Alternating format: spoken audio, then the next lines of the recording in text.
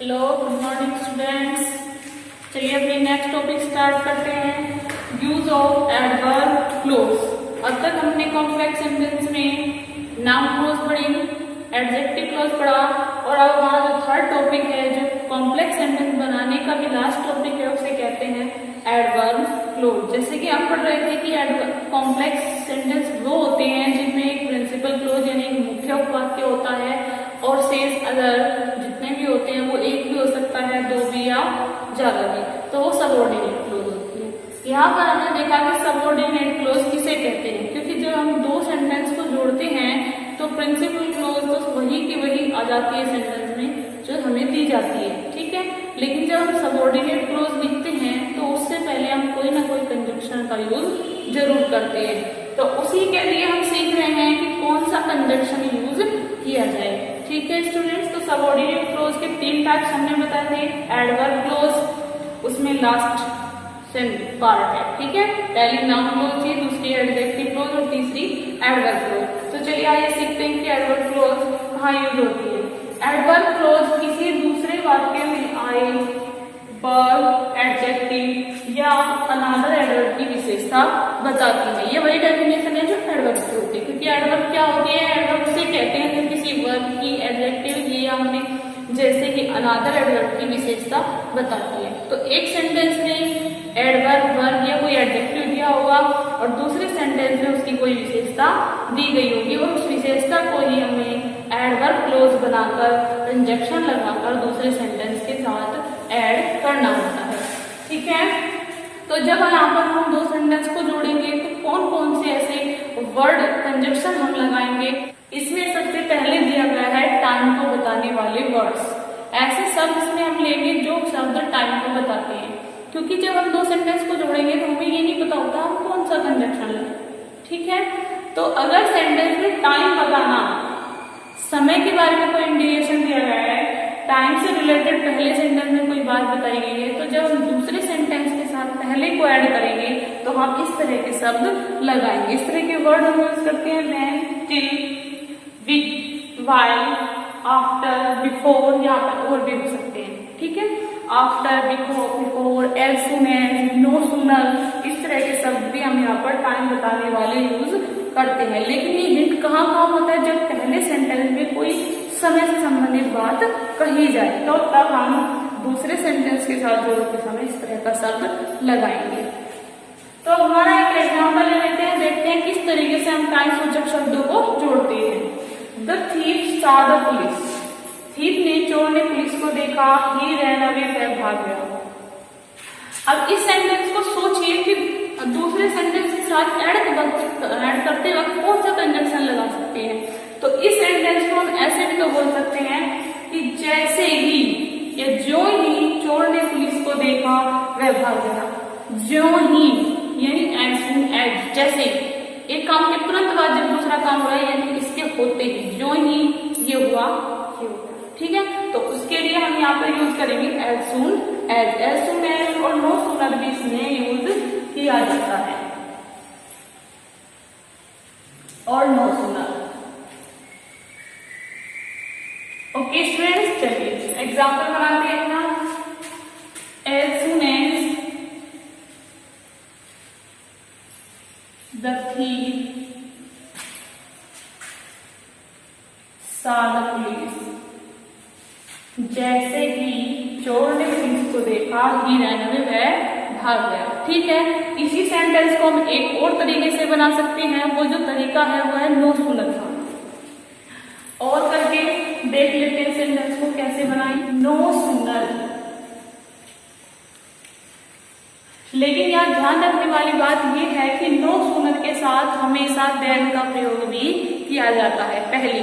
और दूसरा, जो नो सूनर वाले सेंटेंस होते हैं ये हमेशा इंटरोगेटिव सेंटेंस की तरह बनते हैं। जैसे हमने ये कोई इंटरोगेटिव वर्ड लिख लिया, उसके बाद हम कोई हेल्पिंग वर्ड यूज करें। जैसे कि सेंटेंस सा आया था, सा का मतलब सेकंड फॉर्म यानी कि सेंटेंस पास्ट इंडेफिनिट का था, तो इसलिए यहाँ पर इंटरोगेटिव बनाते वक्त, इंटरोगेटिव की तरह बनाते वक्त यहाँ पर कौन सी हेल्पिंग वर्ड यूज होगी, did, no sooner did.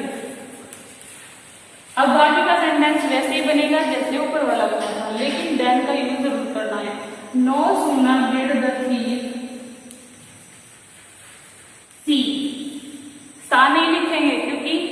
7 second को पास्ट इंडेफिनिट में आई थी, जब हमने यहाँ पर डिड लिख दिया तो अब तो हमें फर्स्ट फॉर्म यूज करनी है। The thief see the police, then क्या यूज करना है हमें, क्योंकि नो सूनर के साथ डिड का एक तो हमें देन का प्रयोग करना है और दूसरा जो बताया आपको इंटरोगेटिव के तरह जैसे होता है, इसके बाद हेल्पिंग वर्ब लगता है। देन ही ran, इन रूल्स को आप ध्यान रखेंगे। एज सुन एज और नो सूनर का प्रयोग बहुत ज्यादा सेंटेंस में होता है।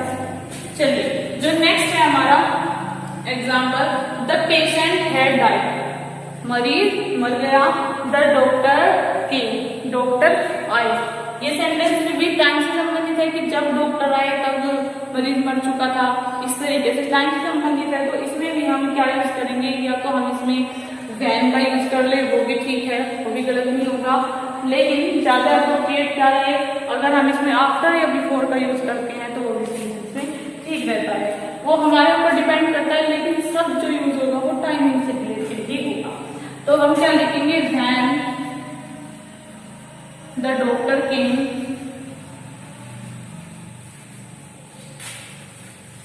The patient had died.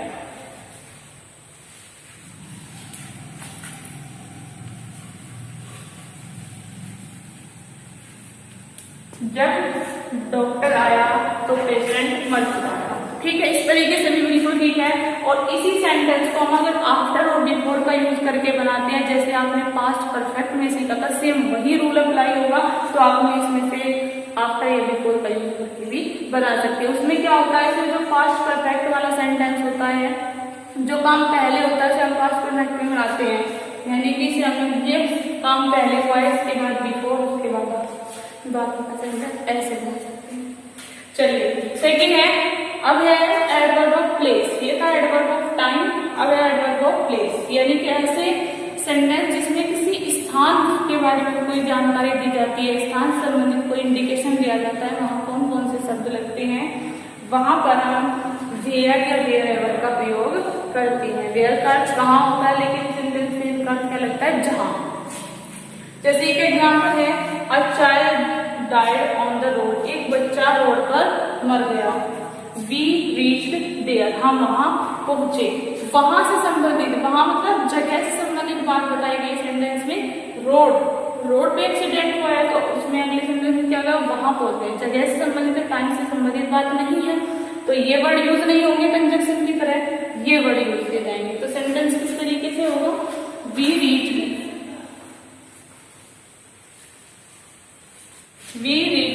There a child died, हम वहां पहुंचे जहां एक बच्चा मर गया। ठीक है स्टूडेंट, चलिए आगे देखते हैं इन सेंटेंस में किस तरीके से सेंटेंस होंगे। नेक्स्ट है हमारा थर्ड नंबर का रीजन। रीजन इज कारण बताने वाले, ऐसे शब्द जो कारण को इंडिकेट करते हैं। जैसे बिकॉज मीन्स क्योंकि के लिए क्या होता है कि जब कोई कारण बताना होता है किसी भी चीज का, तभी तो हम क्योंकि का यूज करते हैं। सिंस मीन्स भी क्योंकि होता है, एज मीन्स भी क्योंकि होता है। इनमें डिफरेंस क्या है, सिंस हम तब लिखते हैं जब हमें टाइमिंग से रिलेटेड कोई एक्सक्यूज देना होता है, कारण बताना होता है। एज का यूज वहां करते हैं जब कोई छोटी बात होती है, कारण बताया जाता है लेकिन छोटी बात, ठीक है। और जहाँ कोई बड़ी बात के लिए कोई कारण बताया जाता है, वहां बिकॉज का यूज किया जाता है। ये नॉर्मल डिफरेंस है इसमें। वैसे इस तरीके के अगर क्यों वाले अर्थ में कोई सेंटेंस आए तो आप मोस्टली बिकॉज का यूज करें, ठीक है। चलिए सेंटेंस है, ही वर्कड हार्ड, उसने कठिन परिश्रम किया, ही पास में पास हो गया। देखो एक सेंटेंस में कोई बात कही गई और दूसरे में उसका रीजन दिया गया। फिर पास हुआ, पास होने का कारण क्या रहा, कठिन परिश्रम करना। तो इसमें सेंटेंस में रीजन है और रीजन के सेंस आने पर हम सेंटेंस में इस तरह का शब्द यूज करते हैं। तो सेंटेंस कैसे होगा, यह पास हो गया, ही पास्ड। क्यों, कारण क्या है, बिकॉज। या तो आप बिकॉज लिख दें या यहाँ पर एज लिख दें, कोई इतना बड़ा रीजन नहीं है, एज लिख देते हैं, एज ही वर्क। हो गया क्लियर। चलिए फोर्थ है हमारा कंडीशन। जिन सेंटेंस में कोई कंडीशन दी जाती है, कोई भी काम करने से पहले हमारे सेंटेंस में कोई शर्त रख दी जाती है, शर्त बताने के लिए उन सेंटेंस में इस तरह के शब्द आप यूज करेंगे। जैसे इफ मीन्स यदि, यदि आप धीरे चलोगे तो ट्रेन नहीं पकड़ पाओगे। कंडीशन रख दी सामने, इफ अनलेस, अनलेस मीन्स कहीं ऐसा ना हो, अनलेस मीन्स कहीं ऐसा ना हो, in case, in cos, case means कारण, इस संबंध में, ठीक है। इन केस ऐसा हो जाए, ठीक है, कंडीशन बता दी, शर्त बता दी। सेंटेंस है do eat too much, to eat too much, do eat too much you will fall, don't है यहां पर, don't eat too much, don't means मत, ठीक है, डोंट शॉर्ट फॉर्म में है यहाँ पर, डोंट ईट टू मच, ज्यादा मत खाओ, यू विल फॉल इन, तुम बीमार पड़ जाओगे। तो सेंटेंस में शर्त बता दी, हमारे सामने एक शर्त रख दी कि अगर ज्यादा खाते हैं तो ऐसा हो जाता है, ठीक है। तो इसके सेंटेंस में हम क्या यूज करेंगे, इफ, और ये हमारे ऊपर डिपेंड करता है कि हम इफ को स्टार्टिंग में लिख दें या बीच में, दोनों ही तरीके से सेंटेंस बिल्कुल करेक्ट रहेगा। लेकिन सेंटेंस कैसे बनेगा, if you eat too much,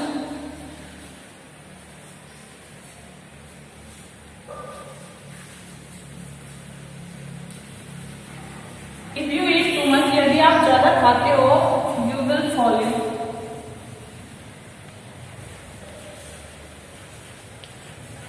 तो तुम बीमार पड़ जाओगे, ठीक है। और अगर हम इस को यहाँ बीच में लिख देते तो भी सेंटेंस करेक्ट होता है, जैसे यू विल फॉल इन, आप बीमार पड़ जाओगे, if you eat too much, यदि तुम ज्यादा खाओगे, यानी इसे पहले अंदर पढ़ते इसे सेकंड पे कर दे तब भी सेंटेंस बिल्कुल करेक्ट रहेगा।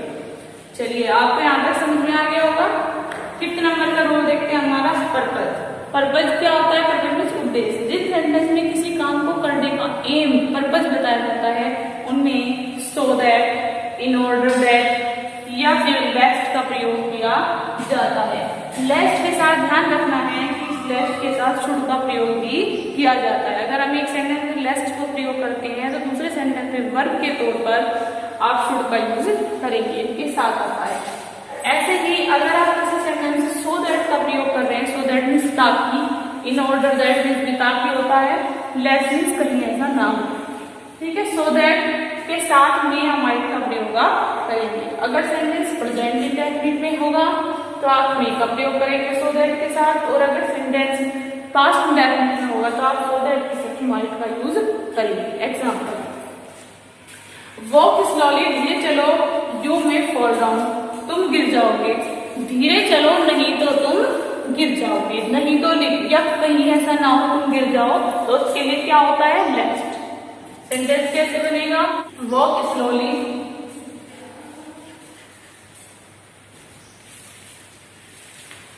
धीरे चलो, लेस्ट, लेस्ट मीन्स कहीं ऐसा ना हो, यू मे फॉल डाउन, और हमें लेस्ट के साथ कौन सी वर्ब यूज करनी है, शुड, तो हमें की जगह क्या यूज करेंगे, should, लेस्ट you should fall down.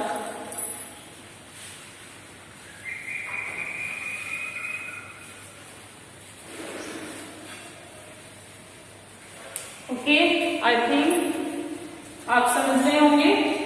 Six, result. Result means परिणाम। जब किसी सेंटेंस में कोई काम करने वाली बात है, फिर उसके काम के बाद उसका रिजल्ट शो किया जाए, परिणाम शो किया जाए कि क्या काम हुआ है, उन सेंटेंस में हम परिणाम के लिए सो के साथ दैट का यूज करते हैं। लेकिन ये बीच में गैप दिया गया है, इसका अर्थ है एक सेंटेंस में सो का यूज किया जाएगा और दूसरे सेंटेंस में दैट का प्रयोग किया जाएगा। दोनों एक साथ एक ही जगह पर प्रयोग नहीं किए जा रहे हैं।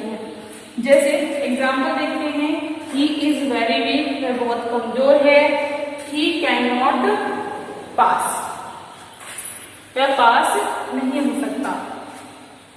तो हम क्या यूज करेंगे, पहले वाले में सेंटेंस में बात बताई गई, दूसरी में उसका परिणाम दिया गया, वे कमजोर होने के कारण पास नहीं कर सकता। इस तरीके से हमारा सेंटेंस है। बल्कि आप पास ना लिखते यहाँ पर वॉक लिखते हैं, वह बहुत कमजोर है इसलिए वह वॉक नहीं कर सकता, चल नहीं सकता। ठीक है, तो सेंटेंस होगा ही इज सो वीक, वेरी की जगह क्या यूज करेंगे, सो। सो दैट, क्योंकि सो यहां पर यूज कर दिया, दैट बिल्कुल इसके पास में नहीं लिखना, बाद में गैप दे के यहाँ पे लिखेंगे, फैक्ट बताया जाता है। I hope you are learning properly. He is so weak, इतना कमजोर है that he can not walk with, चल नहीं सकता। यहाँ तक आपको समझ में आ गया होंगे। चलिए इससे आगे देखते हैं, इससे आगे किस तरीके से हम और सेंटेंसेस को करेंगे। ठीक है, हमारा नेक्स्ट जो काइंड ऐसा हुआ है कंट्रास्ट। कंट्रास्ट मीन्स विरोध। जिन सेंटेंस में विरोध प्रकट किया जाता है, एक में एक बात कही जाए और दूसरे में उसके अपोजिट कोई बात कही जाती है, उनमें कंट्रास्ट यानी विरोध के लिए येट और दो का प्रयोग किया जाता है। दो के साथ साथ ऑल्दो मीन्स का प्रयोग किया जाता है। ऑल्दो मीन्स यद्यपि। बस ध्यान ये रखना है आपको कि जिन सेंटेंस में आप ऑल्दो लिखेंगे उसके साथ आप येट लगाते हैं और दो के साथ आप सेकंड सेंटेंस में कोमा लगाते हैं। ठीक है स्टूडेंट्स, सेंटेंस है he is rich, वह धनवान है, he is not happy, वह खुश नहीं है। दोनों सेंटेंस अपोजिट हो गए, एक में रिच होने के बावजूद भी खुश नहीं है। तो यहाँ पर कंट्रास्ट विरोध उत्पन्न हो रहा है, इसलिए हम दो का प्रयोग करेंगे या फिर येट करना। तो सेंटेंस होगा दो he is rich, दो के साथ हमें कोमा लगाना है। और अगर हम ऑल दो लिखते तो yet, he is not happy, यद्यपि वह धनवान है फिर भी वह खुश नहीं है। ओके, चलिए नेक्स्ट अगला है हमारा कंपैरिजन। कंपैरिजन मीन्स तुलना। जिन दो सेंटेंस में एक दूसरे के साथ तुलना की जाती है उन सेंटेंस में हम देन, एज का प्रयोग करते हैं या फिर सो एज का प्रयोग क्या करते हैं। तो देन का प्रयोग करेंगे कंपैरिजन करने के लिए कि वो उसकी अपेक्षा लंबा है, जहां पर एक में बड़ा एक में छोटा, और जहां पर इक्वल समानता दर्शाई है वहां पर एज का, और जहां असमानता दर्शाई है वहां पर सो एज का। इन दोनों के यूज में आपको ध्यान रखना है, समानता के लिए एज और असमानता के लिए सो एज। जिन सेंटेंस में पॉजिटिव बात हो, दोनों सेंटेंस में पॉजिटिव सेंटेंस हो तो एज, और अगर एक सेंटेंस नेगेटिव हो तो आप सो एज का यूज करेंगे। सेंटेंस देखिए, माई फादर इज टॉल, मेरे पिता लंबे हैं, आई एम इक्वली टॉल, मैं भी इतना ही लंबा हूँ। दोनों सेंटेंस में सेम बात की गई है, समानता है और पॉजिटिव सेंटेंस है, तो हम क्या यूज करेंगे as is. I am as tall, मैं इतना लंबा हूं जितना कि मेरे father. I am as tall as my father. Okay, मैं इतना लंबा हूं जितना कि मेरे फादर। Next manner. मैनर में जिन सेंटेंस में ढंग बताया जाए, किसी काम को करने का तरीका बताया जाए, उनमें आप एज या एज इफ का प्रयोग करेंगे। जैसे हम कहते हैं इस काम को ऐसे करो, एज इफ, जैसे कि। सेंटेंस देखिए, शी ऑर्डर्ड मी, उसने मुझे आदेश दिया। सी सीम्ड टू बी अ जज, वह एक जज प्रतीत होता है। सीम्ड प्रतीत होता है, लगता है कि वह एक जज है। उसने मुझे ऐसे आदेश दिया जैसे कि एक जज हो।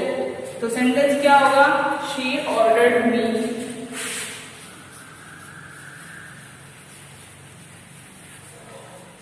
एज इफ, जैसे कि।